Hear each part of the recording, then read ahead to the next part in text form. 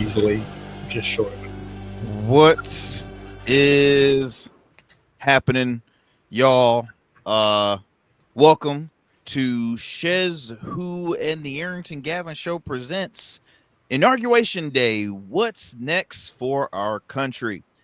I am your guy, Arrington Gavin. Joining me is my buddy, no stranger, obviously, the man of the hour, the face of SchezzWho, Mr. Conrad Schessventer. Conrad, my friend, happy New Year's. It's been a minute since I think this is the first time we get to chop it up. 20 days. It's been a good 20 days. Yeah. Well, you've been having a good New Year to this point. I am, like you said, hint, hint, until this point. until this point. Till about an hour ago, right? Man. Well, look, guys, we wanted to get on this live to really discuss. For one, as you know, today is January 20th. It is Inauguration Day, but most of all, importantly, it's MLK Day. So quite interesting, the two events happening on today. So we just witnessed, Conrad, the swearing in of the 47th president, Donald J. Trump, who happened to be also the 45th. This is his second time into the White House, moving into the White House.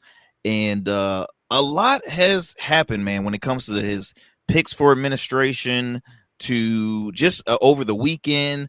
A lot of stuff has occurred, man. So definitely wanted to kick back and kind of let's backtrack a little bit of how we really got here. For one, I gotta ask though, because we both been watching the inauguration throughout today. I'm not gonna lie, I've been listening and watching a lot of the stuff really since the weekend, but I was at Kroger about 30-40 minutes ago, so I wasn't watching. Good for you. I'm the crazy one here. No, I'm joking. I've been tuned into it since this morning. I was up early and I was listening to pre-coverage and actually watching the ceremony on TV, and so it was perfect that whole thing had happened right before we got on. So what was going through your mind as of today, man? What was going through your mind heading into this event? I would say that it's sort of like a passive dread. And I don't want to use dread too strongly, but I also don't want to diminish that I'm not looking positively both at today, the next few weeks, month. To my knowledge, I've been told by the new former president, that he's going to do a lot of first day executive order type stuff, but he's also telegraphing a lot of things that he wanted to do. And the main thing that was leading off is how he's going to kickstart this mass deportation program that will have to start today. I think I read a story over the weekend that one of the first cities he will send ICE out to is actually Chicago. And yeah, so he's going to hit the ground running and do things that I already knew I didn't like, but we were like, this is that little, they called it lame duck back in the day, time between November to January, where what is the president going to do when he's known to not be the president after January 20th? Is he actually going to try and be proactive with stuff? And the last thing I heard Biden did was actually did a lot of pardons over the past day that was largely including family members, if I recall. Yeah, he that was the last pardons that he did, was majority of his family, which I will be honest, I'm not crazy about. I understand at his at his position. Hey, I mean, if you were in his state, when it came to family and people are after, hey, blood is blood, especially if you're, when it comes to family like that. But the main reason why I said I wasn't a fan of it is because there was a fight for a pardon for Marilyn Mosby, attorney out of Maryland, over 100,000 signatures, and so many folks had really more than 100,000 signatures, and yet again, they're gonna go with family first, and that was that. I mean, prior to that, he was I think Oh gosh, Fauci was pardoned. The January 6th committee pardoned. I'm forgetting of another individual that he had pardoned. Oh, our very own House Speaker here in Virginia, Don Scott, was pardoned. There was quite a few names of folks that was pardoned. So that that right there didn't the Scott one. I didn't know that he was pardoned. Yeah, he was pardoned yesterday. I heard about that yesterday. For what? So he was, if I recall, in 1994, he was sentenced to 10 years on a non-violent drug offense, and was that a federal charge? That's why I'm curious about that, because I believe it was. I believe it was, and he, once, but the awesome thing about Don Scott's story, and not trying to get too sidetracked, but right when he was released, he then enlisted in the military. He then became an attorney, and from there it was the rest was history. So Speaker of Virginia House. So I mean, he has a great comeback story for him. But yeah, he was one of the ones that was pardoned. And so as far as for Biden's family, again, that didn't surprise me. It was his last few minutes really in office. But as far as how we got here, right? I always kind of like backtrack of, okay, boom, election season. How the Democrats lost pretty much all source of power when it came to trying to win the presidency, trying to win the House, trying to win the Senate, how we all came here. So anything you want to kind of chime in on that, Conrad? Yeah, I'll chime in a little bit here. I will admit I'm getting some sounds from outside. I'm trying to diminish with strategic muting. But what I wanted to quickly find, if I could, was the YouGov poll that recently came out that spoke on reasoning why people who voted for Biden in 2020 did not turn around and vote for Harris in 2024. And it's notable because I think the top reason, right around 29%, very close to 1/3 of the percentage of why people who voted for Biden but didn't vote Harris, was just the Gaza war right off the jump. And 5 percentage points lower than that, at 24%, was the economy at large. And then close behind that and third was immigration. And on all three of those weren't very positive things on the Democrat side. If every one of those things is a headwind coming at you, that's going to slow down your momentum. And a good chunk of last year, I thought the Democrats were able to acquire some momentum. And remember, we did a show about how Trump locked up the presidency because of the assassination attempt. And then when it came to the DNC, we're like, hey, I think the momentum's on Kamala's side. And then we see the results. The headwinds were there the whole time. It's the economy, the Gaza war, and immigration. And I think you tie all three of those together, you get a good reason why a lot of people who still didn't want to vote for Trump are also not going to figure out a way to push that lever for Kamala Harris. And to add on to that, man, I've always repeated my frustrations with the Democratic Party because it all around strategy was very poorly. When you have an elderly man who initially was brought in as a transitional president, right? I've always considered Biden the almighty replacement. I personally wasn't leaning towards him during that presidency. But hey, at the end of the day, they said, okay, who he's kind of like the high contender in this race. Let's bring him in office. Okay, whatever. He teased the idea of running for re-election, and he did it too long, and then it was too late when he eventually dropped out. That being said, he left the Democratic Party as a whole in a rough patch, thinking that they could possibly win the whole election after only campaigning for 100 days compared to a guy who's been campaigning ever since he left office. I mean, Trump rallies are not just a way of him to keep his brand up. It's actually a way of promoting and still just continuing the campaign. So that being said, he stayed campaigning for the longest, and to the point he was so popular he did not even have to compete in primary debates. I mean, he didn't have to. So from there, I'll just say, strategy sucked. That's one thing that led to a big thing in my opinion that led to Trump winning winning the seat. And it was funny because I had reposted on Instagram a video of Nelly was on a program defending why he was performing, which I'll talk a little more on that as well too. But Nelly had basically mentioned give me the facts on Trump ever having moments like white supremacist moments, like give me the facts. I've never seen him act like that or anywhere near a white supremacist. So I didn't comment. I reposted it. I left just about a few examples, 8, but I could have mentioned more on why.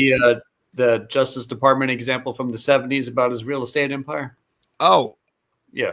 What's funny? I didn't even mention that, but I've mentioned, like I said, that was not one of them that I put in there. But again, off the bat, right there, the whole good Americans on both sides, the whole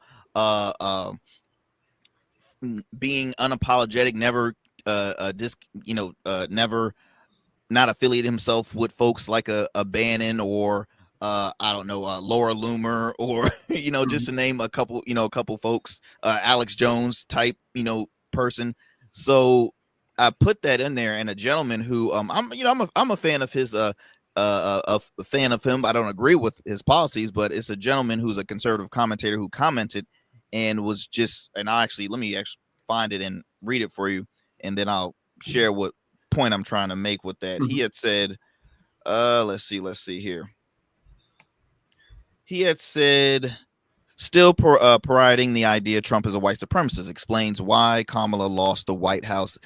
If the next Democratic nominee carries the same message, a Republican will win in the White House. Now, in all honesty, I don't fully disagree with that, but my point was providing the example to Nelly, who said, nah, show me the proof. I feel like he's lived under a rock if he's never since the beginning of time ever caught him in moments like that.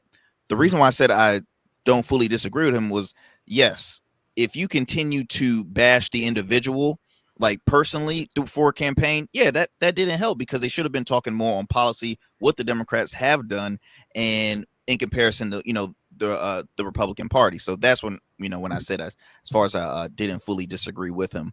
But okay, boom, we see that occur.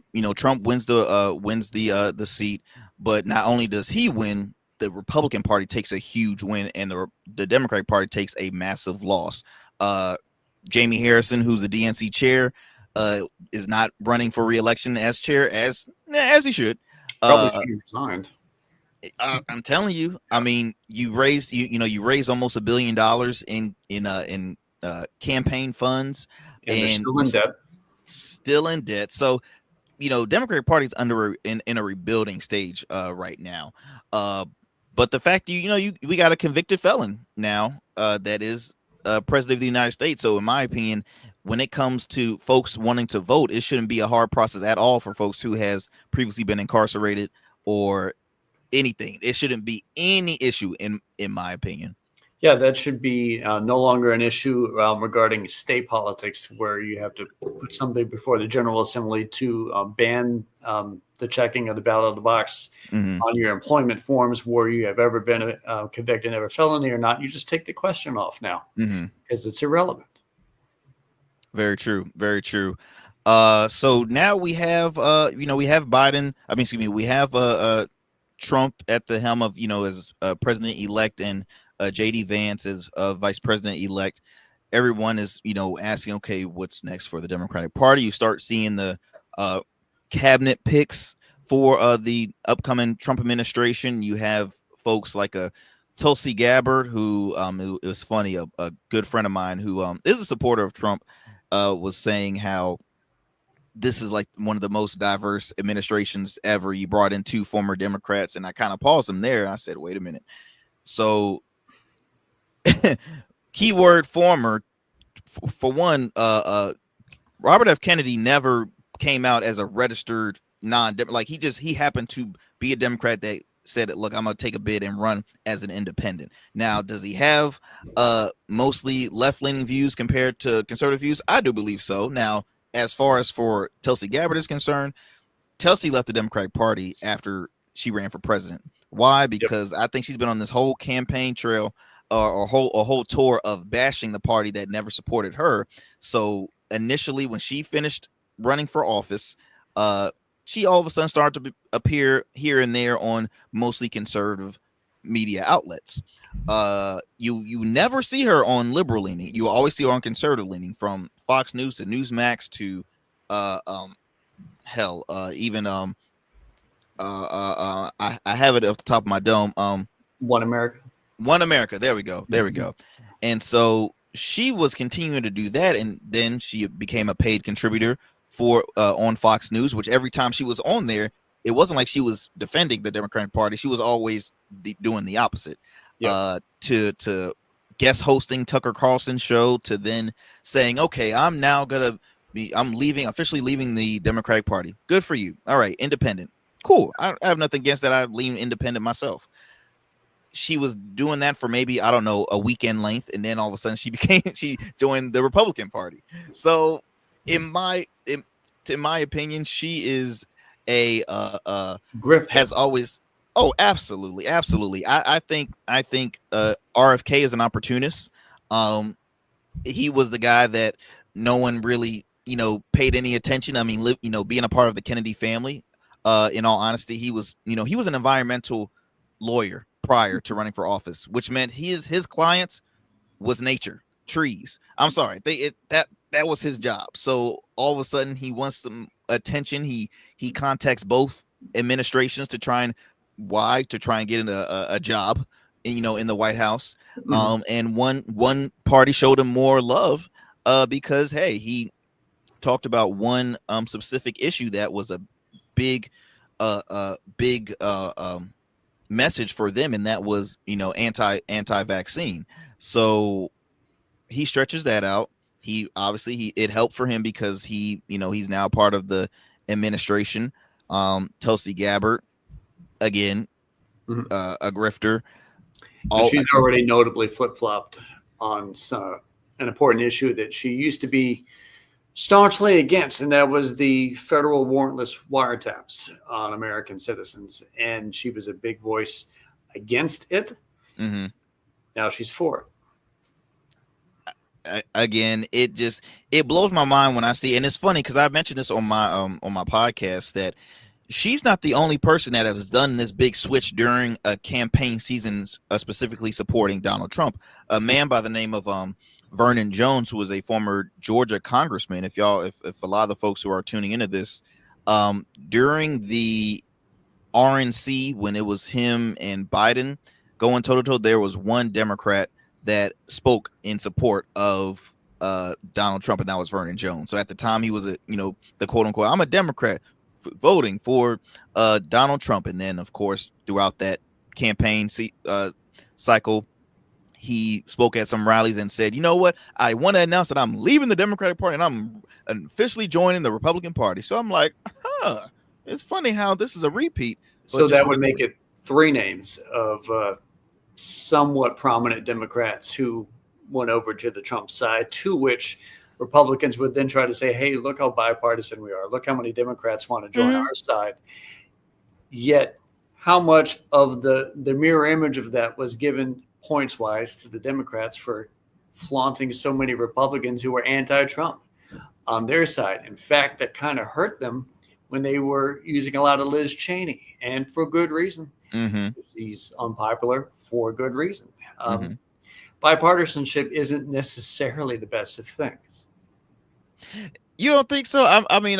I hear you. I think not by rule. It could be. Could be really good, but not by rule is it the best type of strategy. I can agree with that, because I do think when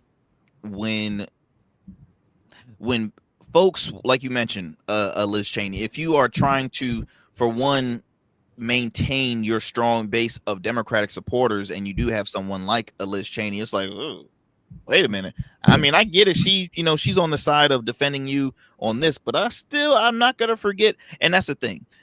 I will say that the one thing the Republican Party that the Democratic Party could possibly take notes or, inherit is the fact is they will do anything for that win. They could care less on what happened last week or what happened 2 months ago. I mean, come on. Donald Trump has a vice president that had criticized him, 4-5 years ago. So it's like they're all about receiving that power. And they played the short game and the long game well simultaneously.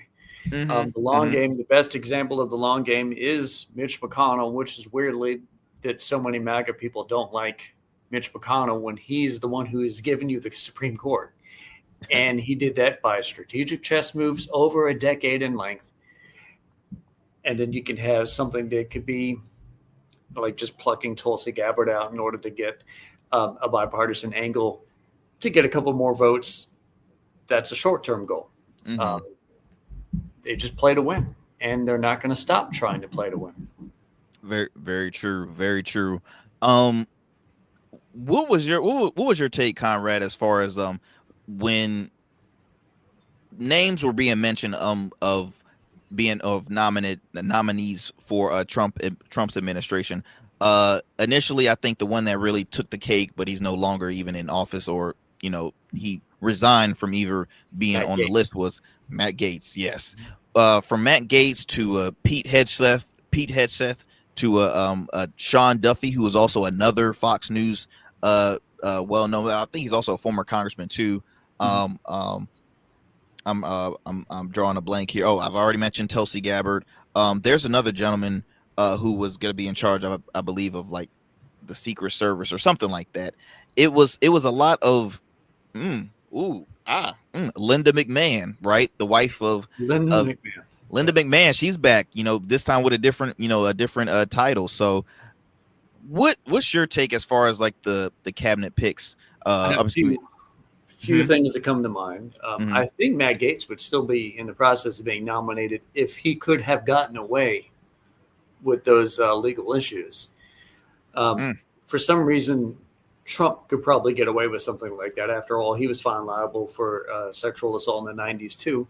Recently, just didn't stick. But Matt Gaetz, that was with a 17-year-old, so it's below age, and that is something that probably would not have flew in the Senate. But then you have Pete Hegseth is a good example of, so it doesn't mean he could get by, and he did. I think he's easily get. I don't know if they've had the vote yet, but when I think of Pete Hegseth, he was a commentator on cable news. Yes, he has been a veteran, but he has a very telltale history of alcohol abuse and abuse toward other people, both of that. And then he's nominated to this position, and he is a few votes away from being able to get it. But he doesn't have the vast experience for the position he's going to serve in. Yeah, he's been a veteran, but he's not like the one he is replacing was like a 4-star general. And if you ask the Republican mind these days what they would have thought of the one who's leaving the Secretary of Defense office, that might have been like a DEI hire. But then what is Pete Hegseth? The white version of him. What is his mastery for the role that he has? He just get it because he was on television and on Fox and Trump likes him. DEI is supposed to be the reason, for instance, with the fires in LA, they were hating on the LGBTQ fire chief in LA and say DEI is run rampant in LA, and that's why we have bad fires going through. But DEI is supposed to represent, if you're hating on it, that not the best people go into a position. They think it has to be a merit, not knowing that 4-star general easily has merit to be in that position. She, the fire chief, clearly has merit. What merit does Pete Hegseth have? but he's being nominated as Secretary of Defense. Those are the thoughts I have. We live with the group of people who are going to spend 4 years pointing out things that could be wrong because of DEI, and that's all they are, is the opposite of it, lacking of merit themselves.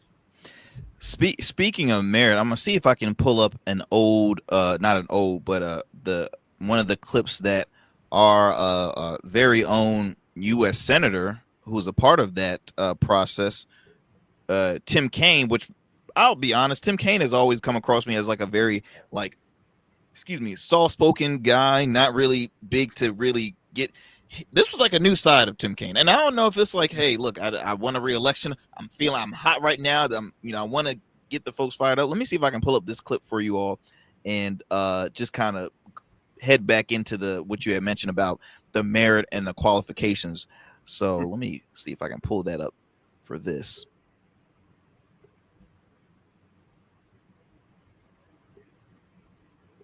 Remember, he was on Saturday Night Live. Oh man, that was priceless. That was very funny, actually. I'm like, look at Senator Kaine up there. Okay, here's the clip right here. Of your work colleagues have said that you show up for work under the influence of alcohol or drunk. I know you've denied that, but you would agree with me, right, that if that was the case, that would be disqualifying for somebody to be Secretary of Defense. Senator, those are all anonymous false claims, and the totality They're not anonymous. The letters on the record. They're not anonymous. On the record, We've seen records with names attached to them. Senator Kaine, or I guess I better use the senator from Virginia, starts bringing up the fact that what if you showed up drunk to your job? How many senators have showed up drunk to vote at night? Have any of you guys asked them to step down and resign from their job? And don't tell me you haven't seen it, because I know you have. Many of your work colleagues have said that you. You're right. That was from another member of Senate who. Good deflection on his part. I think he was the guy who wanted to fight one of the union leaders. Yes. I know that guy's face. I thought that. Thanks for reminding me of that, because that was him. So obviously, when it comes to merit, you already know how his take on that is. He's like, "Hey, look, you want to take this outside?" I mean, what my thing is, in reality, yes, everybody has most likely. If you are partake of spirits like myself, yeah, you've had moments where you might have had a few too many. Now, as far as the acts of Pete Hegseth, I can't speak for everybody because he's known to get a little buck wild. But to say that what that man is saying is that, okay, we have leaders here that make a lot of mistakes, but do they make mistakes while in office or before?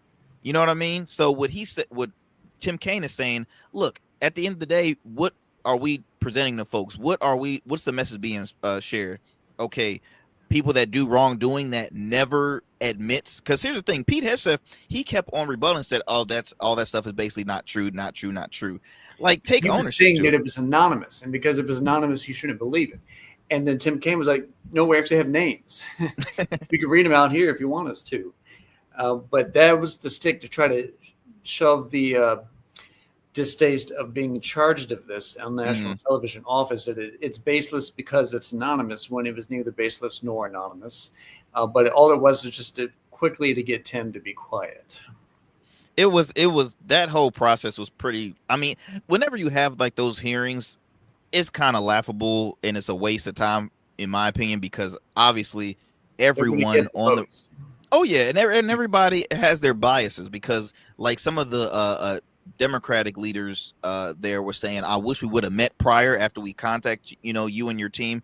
If we never could have a meeting, and everybody on the opposing side was like, oh yeah, I was happy that we got to speak together, and we we shared in my chambers and we shared in this. So they could care less. It's all a bias situation. The Attorney General nominee Pam Bondi, I mean, she was not considering, or not I think there was a question asked about the January 6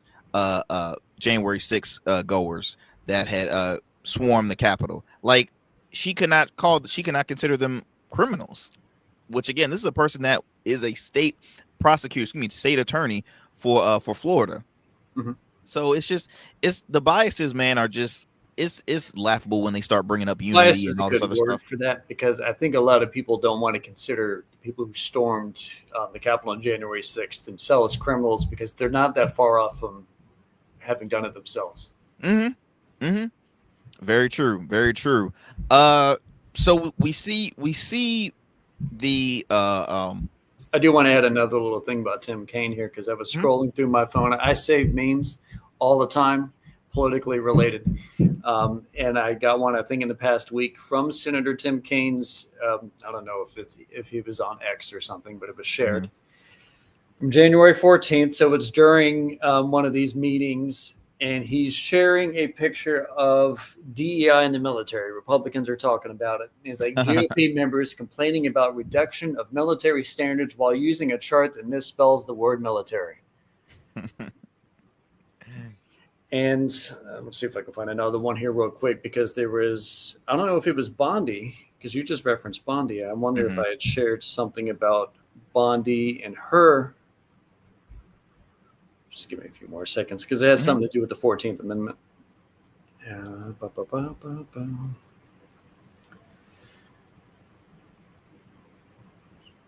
Where is it?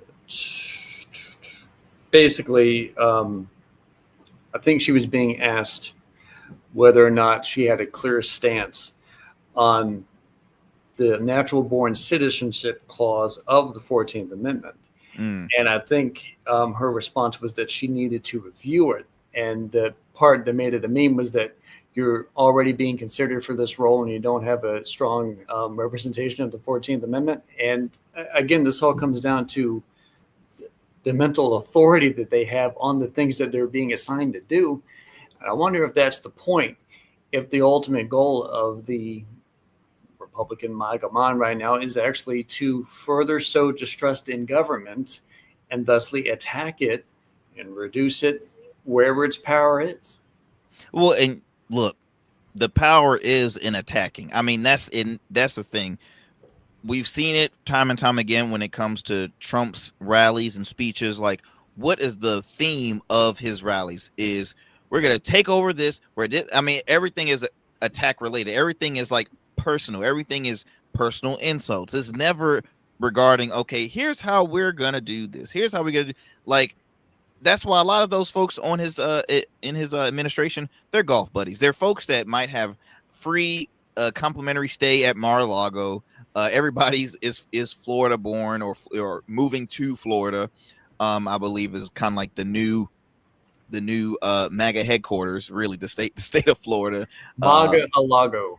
Literally. I mean, it's interesting because we see so many folks changing their ways when it comes to folks over in tech. I mean, what the I think CEO of Apple was in attendance to this. Jeff Bezos was there. Mark Zuckerberg. Is now, pretty big fan of Trump. Musk was already. So it's all it is kissing the ring, because that's the part that's giving me that dread I was speaking of at the beginning. Because this is like our way of dialing in with the world at large is through tech, and they're not right now the tops at our sides. Not that they were before. Because I think one of Biden's final addresses that he did, he spoke on oligarchy as if he suddenly was concerned about that. But those are the dudes who would be oligarchs. And Trump himself would have been considered an oligarch back in the day, but he's now in power. And then he's surrounding himself with people who are also very, very, very rich. I mean, look, Bezos already had a reputation of not having a good relationship with his employees. I mean, every time you hear there's a union strike, every single time. Zuckerberg is just, I say this in a nice way. He needs to grow a pair. Like, I mean, he was on the Joe Rogan podcast recently, and he was just saying that there was a stance that him and his company wanted to take, or that Meta was promoting, say these certain type of ads. And Joe's like, wait, who did that? Who did that? He's like, people, people from the administration. If it's that bad, and you said people from the administration, then share if it's that bad. But they never have. That's when they don't remember. They don't recall. Like, all of this is just gaslighting. And as far as Elon is concerned, Elon might have been a Andrew Yang Democrat at best to describe him. And hey, I like Andrew Yang. I mean, he's an intelligent dude. But Elon, you initially were somebody that wanted to promote free speech, which again, I always say there is a difference between free speech and hate speech, right? For a person that puts hate speech a part of free speech, you're part of the problem. So he takes over Twitter. Twitter becomes a new outlet for conservative voices, right? A lot of folks that were banned is now brought back. Now you have like the more liberal version of Twitter, which is called Blue Sky. So it's all crazy on how that works. But Elon, man, is just he's an opportunist. He is all the jumping and it's weird. It's weird. That's all I could leave it at. It's extremely weird. They showed images of, I think they had a service earlier today, prior to going to this, and you had folks like all the folks that we just mentioned, Dana White, Joe Rogan was in attendance as well. So many people that is now, team Trump bandwagon. Yeah, I mean, I don't know. What do you think? What's the mindset, Conrad, as far as for these tech billionaires all of a sudden becoming like friends and or being real tight with, like, where do you think that's coming from? They all have the singular mindset that they want themselves to grow richer. Mm-hmm. If you would ask the typical person maybe a couple of years back what they thought of Elon Musk, and they thought he was the science guy who was going to get us to Mars. He is going to advance us actually as a species, and just as an aside happened to be a billionaire. Then you realize that he's probably going to be the first trillionaire within the next decade. And this is largely done, I think, largely because of a hype. There's a hype with Musk, like there is a hype with Trump, and the hype is going to increase the wealth without doing so much of it is produced from him on the other side. Mm-hmm. But his businesses like Tesla and SpaceX are largely going to get funding from government grants and expenditures. So he's also a welfare queen in some ways himself, and he's going to be a trillionaire. So, and then Bezos is famous for bad working conditions, paying people less, and the fact that his business model through Amazon over 25 years was literally consuming the economy and make everything go through Amazon. And all that is our collective mindset in terms of connecting with people who are friends and family on a social media apparatus. Facebook was the top. Twitter was probably a close second. Now that's through Elon. And then you have Mark Zuckerberg joining this crowd and being buddy-buddy with them now. Mm-hmm. Where we're getting our news is going to be funneled through them. And I like how you brought that up. No, what were you saying? I didn't mean to cut you off. Yeah, I don't know if I like that. We may have spent the past couple of years against Bezos for buying, say, the Washington Post. That makes you think, well, what is this going to do to the newspaper? You might not notice it until you read the thing, like they're not going to endorse in 2024 because it would have been a little too harsh on Trump.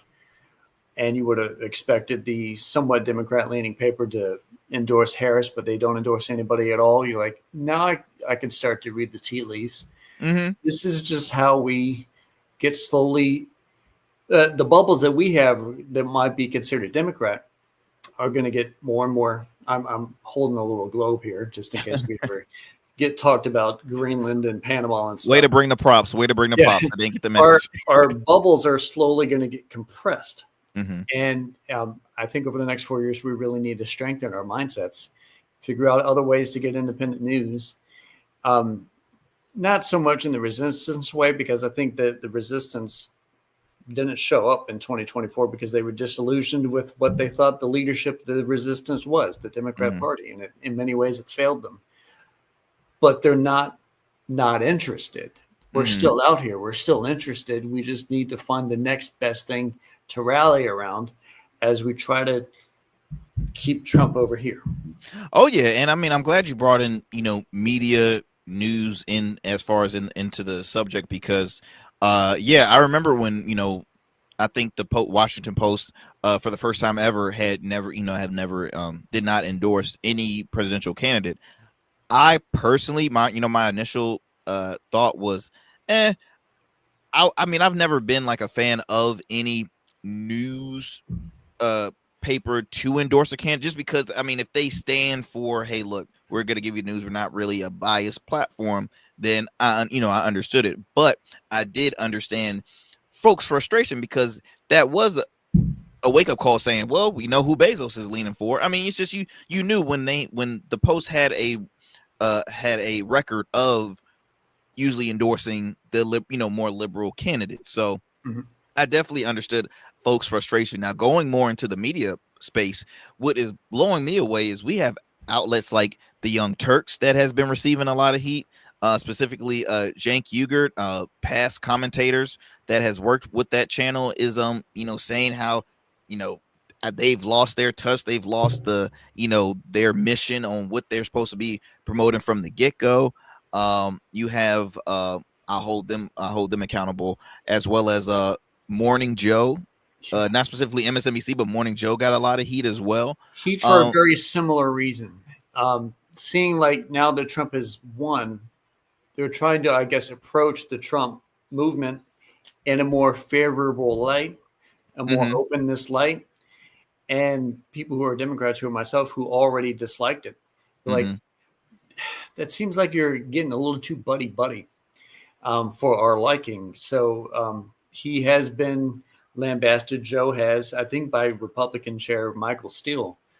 Yeah, that was a quite of a clip. Now, can I ask, because I always like to get, I always want to have a better understanding with it. So is the disconnect or the dislike right now with folks from Morning Joe, and I'll just say in the non-Trump supporters, is the dislike the fact that they have had, like, they've went to Mar-a-Lago to have a conversation with the guy, like, just because, hey, look, he happens to be the president now? Is it look like a form of, hey, sellout? Is that the disconnect that a lot of folks are having with Morning Joe? Sellout is not necessarily the strongest word yet, because they're not hawking like gold and stuff and all MAGA stuff that you might see on Fox. They haven't transferred that yet. Maybe a couple more steps down the line, if you see MSNBC doing that, you're like, oh, what do we have left? Type of scenario. But specifically with Joe and TYT,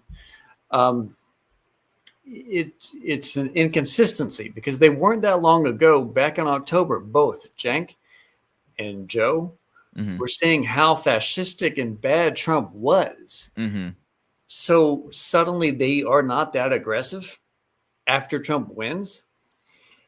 Is that fear on their part, or are they chasing somewhat of a viewership because they want to retain somewhat relevant? And in Cenk's case, that's their whole income model, is an online base of views. And if it trails off, mainly because Democrats are leaving your show because they no longer trust them, then they probably should have thought of that. But maybe they were trying to, like, we're just going to replace them with Republicans. I'm like, we don't need that anymore. We need more of the mental resistance of people who we thought already were in resistance based on their words from October. And if they're, stopping using the word fascist when a fascist is in power, did you even really believe it back in October? That would be the question. And in that case, that's like added ammo for folks on, or just, I won't say folks on the right, but just Trump supporters, that says, hey, look at the biases right there. They did this to help continue to gaslight the argument. And now the fact that, hey, look, he's won. Okay, see what we said from the, and what I still tune in. I'm still a fan. I tune into really all news outlets, but specifically like TYT, just based on them being the first really prominent online news platform that has grown into a huge, they've grown into millions and millions, of viewerships and subscribers. I do think that when it comes to, and that's just the business side of me, I get the branding, right? I get to, you know, how many times we can continue to bash, or we can continue to, how I'm going to put this, we can continue to bash, or we can continue to say, look, I'm going to still be critical and I'm still pressure this candidate, but we gotta tone it down a smidgen, because at the end of the day, obviously what our job was to continue to help lean people away from voting for this guy. Now that he won, you know, should I still continue to yell out to the masses in the same capacity I did when he was a candidate, more likely now that he's the president? You kind of, am I making sense a little bit? I mean, I'm not trying to. And my concern from that comes from, I've been somewhat politically motivated in this Trump era, even before Trump was elected the first time, back when I used to watch Bill Maher a lot more. The guy who did the Dilbert cartoons was on the Bill Maher show in 2016, and he was predicting that Trump was going to win because he was saying that Hillary Clinton was coming off like a bully. Maybe she was in some ways, because talking about that was the year that the deplorables came out. So maybe she developed some sort of mentality that people dislike her because she's a bully. And if that is true, and we need to tone down the rhetoric, why was that not also true for Donald Trump? Because he is the biggest bully, and he never stopped that through his presidency and into the interim period when he wasn't a president, but he was definitely going to be running again. We all saw that coming. He never stopped himself being a basher of Democrat politicians, states, geographic locations, this and that, to the point that why is he granted like a version of normalcy? That is okay for him to do it, but what if you respond in kind by bashing MAGA or Trump or other Republican politicians? Suddenly that's a no-go, and you're going to be subtracted points in your likability. That doesn't seem like it's on an equal setting, and it should be. If we were prescribing it to people who are going to listen to us, yes, we should be more cordial. But we're not going to delimit ourselves to a box where we are going to be very cordial and they're not going to be. I hear you, and I agree with you, because I think what you're saying is similar to what Michael Steele was, him and Joe Scarborough was kind of going back and forth, because Joe Scarborough had mentioned civility in the sense, and which the interesting thing, Michael Steele, who is a registered Republican, former RNC chair, and long standing member of, you know, MSNBC, he was saying, you're telling me to give civility to this man who's never gave it in return, which I totally agree with him 100%, because that has been my frustration with Trump. One of my biggest pet peeves with him since he's entered in the field of politics. He's a person that has never took back comments that you could say, oh, maybe I regret saying that. He never has regrets. He's never apologized for the Central Park Five. Never. He's never apologized for that. He's never apologized for the birther. Questioning Obama's citizenship because of his middle name. I mean, there's so much other things. Yeah, they were laughing with each other at Jimmy Carter's funeral. I wonder what Trump said to make Obama. But you know what? I will say this. Yes, Obama is a classy guy. Two, and this will be me. For the sake of the scene that they were in, they were at a funeral. You know what I mean? Like, I understand, like, the funeral is going to last this certain amount of hours. There's cameras locked and loaded in their point of view 24/7. I think it was very smart when it came to branding. I think, again, Obama's a very classy dude who was just like, he's not that back and forth person. Even on a debate stage, he's never been that. He's quick with a response, because I remember, I think his last State of the Union address, which was is a memorable moment, when he had said, well, it's time for me. This is my last time I get to see you, or my time here is done. And the whole Republican party just clapped. Yes. He's like, I know, because I've won twice, so I can't. I mean, I physically can't. And it was such like shots fired. That's how Obama is. He kills them with kindness and with class. But I never personally had an issue with the whole if him and Trump had a cordial conversation, or if they just said let's fake the smile while cameras is on. You know what I mean? It's just to him, when you work in office, there's folks that consider close friends that are total opposites, right? Ruth Bader Ginsburg, and then there was another Antonin Scalia. Best of friends, right? Totally opposite. So it's something that not everybody can say, okay, this is a normal thing, but hey, is obviously what is normal nowadays. You know what I mean? So, but I totally understand, and I'm curious to see, how the what the next 4 years for media is gonna be like. How what's gonna be the take? How is MSNBC gonna recover, because they've been a huge critic of President Trump. And especially because you and I are going to have two distinct shows that are over 1 million subscribers by that time, right? There you go. Pew, pew, pew, pew, pew, pew. That's right. I don't know. Hey, whoever's listening network wise, hey, look, if y'all need some help, you know who to call. But yeah, man, it's so much things I can talk about, but I know real quick, because I think we have about less than 10 minutes left. Over the weekend, they had so many events and functions happening, and one event called the cryptocurrency ball or crypto ball, which was the first ever one of the inaugural balls that had happened. They had performers Snoop Dogg, Rick Ross, Soulja Boy. I believe Nelly was also on that lineup too, and those guys, specifically Snoop Dogg, they all received backlash because they're like, okay, didn't years ago, Snoop, you were calling these folks that, especially the black conservatives, sellouts. I mean, there's another term he said, but I wouldn't say that for the sake of this program. But he had talked so bad, and now all of a sudden he's now DJing and rapping his lyrics at a Trump honoring event. I spoke a little earlier. Nelly, who who's also a popular artist, performed, and he's been the only one to defend, saying, hey, look, I respect the office. I don't know anything as far as white supremacy. That was moments of Trump. Can somebody please prove me the facts and stuff like that?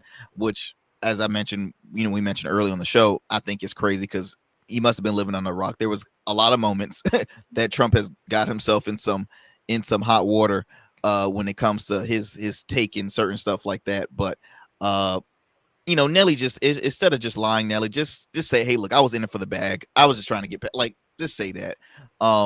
That's honesty. People like honesty. Exactly. And Snoop, hey, Snoop, I'm pretty sure he did. I would rather have the money than Trump have the money. So exactly. I could really care. I hear them. For there's artists out there that can say, hey, look, I've never performed in front of a newly elected president, so I get it. And I shared with some friends the other night. We're bashing. Folks are bashing Snoop Dogg like if he was on the campaign trail supporting Trump. He wasn't. Did he perform? Yes, he did. So I really could care less about that. You had I think Rascal Flatts had performed at one of the rallies, or one of the rallies over the weekend. You had Kid Rock, of course, his fan favorite, which I just started to wonder. I don't really know what Kid Rock is famous for. Like, I know he's famous singer and stuff, but I'm like, I don't know any Kid Rock songs.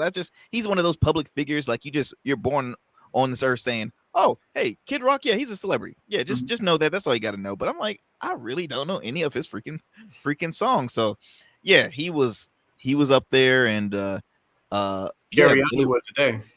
Yeah, Carrie Underwood, which she sung a cappella, which, hey, thank God she's a great singer. I will say that. But it was American Idol, if I recall. That's right. I think season 2, season 3, something like that. Very awkward encounter with President-elect Donald Trump and his wife. The whole a lot of folks are saying she had the Hamburglar hat for a reason, because she wanted to keep the distance away from her. My wife said Carmen Sandiego hat. I'm like, yeah. That's a good one. That's a new one. She needs to post that on social media right now. That is funny. But yeah, man, it was just, it was a lot. But looking at our time, man, what do you predict, man, for the next 4 years? Now that we have our first ever convicted felon in office. We have a I want to say maybe the youngest elected vice president in JD Vance. I think he's just 40 years old. So thinking back to history about JFK, because Theodore Roosevelt became the youngest president because he was the youngest vice president. McKinley was shot. Okay. I'm trying to. I don't remember for a fact, but that's just going off in my mind. I got you. Well, one of the youngest, I would say. One of the youngest. Definitely true. What's your predictions? For the next 4 years. I mean, Trump has already kind of. There's going to be a lot of things that do happen that are going to be bad, i.e., the mass deportation. I saw some things that were floating in the Republican work, because a lot of this is going to come from the Republican legislature that he'll just sign. One of them was taking away the mortgage home deduction on your taxes. I'm like, who said that anyone wanted that? But that might come to be. That's the type of thing that could happen. And a lot of things that people were inflamed about during the election probably will not happen. For instance, how many times, even dating back to 2023, did he promise on day one he was going to get the Ukraine and Russia war ended? And many times in 24, he had said that was going to be over in the period between winning and being sworn in, because of stuff he was going to do. That's still going on. A lot of his stuff that he says is also just not going to get done, because that's what he does. He's, I think puffery was the right word I want to use for that, which is he's all bluster. He's the Jerry Jones of politics, right? Each year they're going to each year they're going to the Super Bowl, and I mean, hey, look, I want to shout out a good buddy of ours. I see Mr. James St. John, who's the president of the Hampton Roads or Virginia Libertarian Party. I had to chuckle when I saw it convicted in the kangaroo. At no point does James St. John have to agree with the fact that Trump was convicted, because he also doesn't have to like Trump, but I have a feeling that in many ways he does. Yeah, well, I gotta chuckle at the convicted in the kangaroo court. Hey, you're entitled to your opinion, James. That's why we all can get along like that. But yeah, I mean, look, we know there could be biases in the court system. I mean, hey, that's the world we live in. Everybody has their biases, but I just thought that was funny, and I wanted to point that out. Before we jet, man, look, what do you have going on, next with SchezzWho? Any upcoming shows we need to be aware of? I know you've made a debut on. I do want to do a lot more, but I'm going to need to find a topic that comes to me. Hey, a lot of things are going to be in the news now that we have a Trump as presidency. I'll just be scanning the news and then try and make a good little 10-minute bit and post it, because I want to shrink them and then do more. And I got you. That's my new goal. Hey, and look, y'all, I don't know if y'all been aware, but I'm in the presence of a stand-up comedian, sir. My friend is one of the most coolest things to do. I have stage fright, so I would never want to pursue that. But I still do. That doesn't go away. Well, you did it like a pro, so you did it like a pro. My friends, be sure to continue to tune in to SchezzWho, the popular political YouTube show. Subscribe right now if you haven't. Also, show the same love over here to the Arrington Gavin Show, YouTube, podcast, wherever you listen to your podcasts as well. We're going to try and continue to bring out some great content throughout 2025. Man, I've already kind of have some stuff in the works, and hoping to grow the audience and all that good stuff. But yeah, hope you all enjoyed. We're going to continue to cry in sorrow because this is a bad. Well, I'm joking. This is an MLK Day. That's the only person I'm honoring today. But this is a lot of stuff is occurring. Again, newly elected President Donald Trump, who was the 45th, and now he's the 47th president of the United States. So we'll see what's next for the next 4 years, y'all. Take care. We are out.